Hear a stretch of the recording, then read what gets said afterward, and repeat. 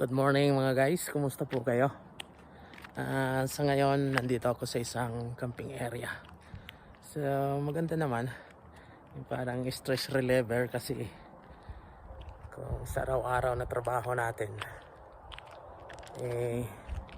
minsan mag-relax din tayo. Matanggal yung stress natin, hindi puro bahay, trabaho, bahay, trabaho.